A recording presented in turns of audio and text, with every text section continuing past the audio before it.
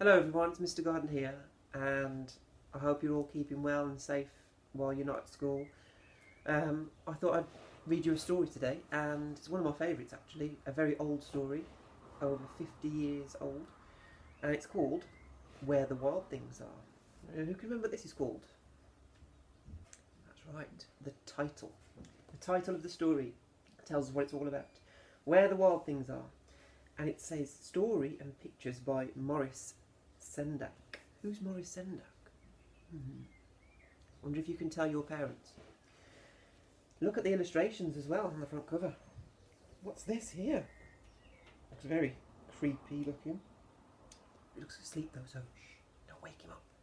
Very scary looking. Oh, we see a boat as well. I wonder where that boat's travelling to. I'll tell you what, let's have a look. Let's read it and find out. Oh, lovely pattern.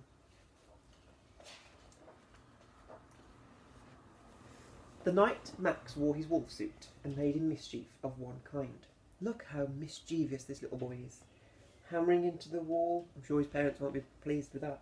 Standing on books. And look, his poor Teddy's hanging upside down. Oh dear. And another. And another. Chasing his poor dog down the stairs. Outside. Max, what's up with him? He's a very, very mischievous little boy.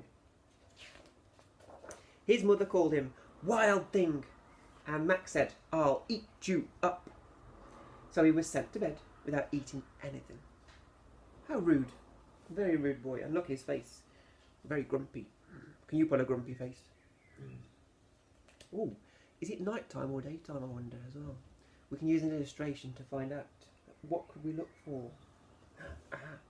The moon tells us it's night time. That very night, in Max's room, a forest grew. Oh, wow, can you imagine if you woke up in the middle of the night and all of a sudden your room turned into a forest? He saw lots of tall trees. I wonder where he was going. And it grew. Look, lots more trees growing now. And we've got palm trees as well. Ooh, my favourite. Look at his face there, sniggering along. And it grew until his ceiling hung with vines and the walls became the world all around him. Wow, look at that lovely illustration. It's one of my favourites, that is. Definitely. Can you do that body language that Max is showing there, like this? He's a wild thing, remember? That's what his mother called him. And an ocean tumbled by with a private boat for Max. And he sailed off throughout the night and the day. Look at this boat. There.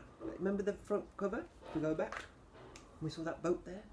Now we know that belongs to Max. And it says, Axe. Max. Just there.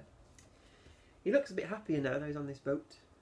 But the sea looks choppy and wavy, so a bit of a bumpy ride, I think, where he's sailing to.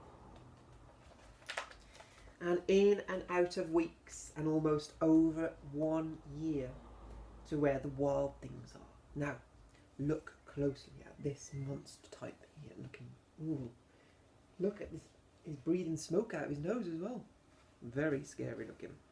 And those sharp, pointy horns at the top would definitely make Mr. Gardner very scared. But look, Max. He's showing that he can combat this monster. Right in this, trying to scare him away. Just like he scared his dog down the stairs. And when he came to the place where the wild things are, they roared their terrible roars. Could you say that word? Terrible roars. Ooh. And gnashed their terrible teeth. Oh. Look at these monsters here. Look at their teeth. Very sharp and pointy. And they are huge as well. Much, much bigger than Max. And they rolled their terrible eyes and showed their terrible claws. Here's the thing for you. Can you find out what the word terrible means? And can you find other words that are very much like terrible? A synonym. Till Max said, be still, and tame them with his magic trick. Ooh, interesting. Of staring into all their yellow eyes without blinking once. And they were frightened and called him the most wild thing of all. So they think Max is the wildest. of everyone, and made him the king of all wild things. And you can see his crown. Excellent. And look, they're all bowing to him as well. He's suddenly become an icon on this island. And now, cried Max, let the wild rumpus start. Rumpus, that's an interesting word. Can you find out what that means? Rumpus.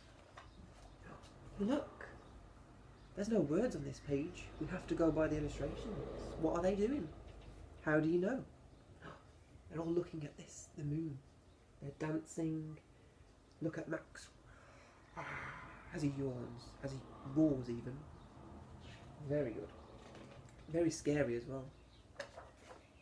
Well, look, no words again, but we can tell by the illustration that they're having fun because they're swinging on the trees, just like you would swing on the monkey bars in the main playground. They go from one branch to the next.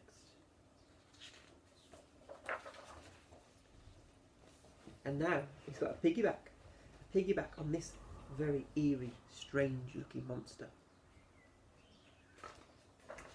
Now stop, Max said, and he sent the wild things off to bed, just like his mum did. And without any supper, Max, the king of all wild things, was lonely and wanted to be where someone loved him best of all. Then, all around from far away across the world, he smelled good things to eat. So he gave up being king of where the wild things are. He's not very happy, look. He wants to go back. But the wild things cried, oh, please don't go. We'll eat you up. We love you so. And Max said, no. Again, being very strict. The wild things roared their terrible roars, and they gnashed their terrible teeth, and rolled their terrible eyes, and showed their terrible claws. But Max stepped into his private boat, and he waved goodbye. I wonder where he's going. Where do you think? And he sailed back over a year, and in and out of weeks, and through a day, and into the night of his very own room, where he found his supper waiting for him. Just here, look. You can see a bowl and a spoon and a bit of cake.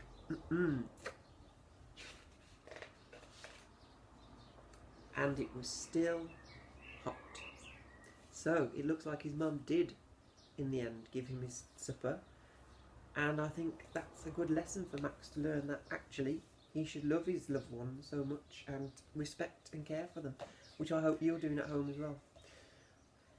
So that was my story for you. Keep safe, everyone, and we'll hopefully see you soon.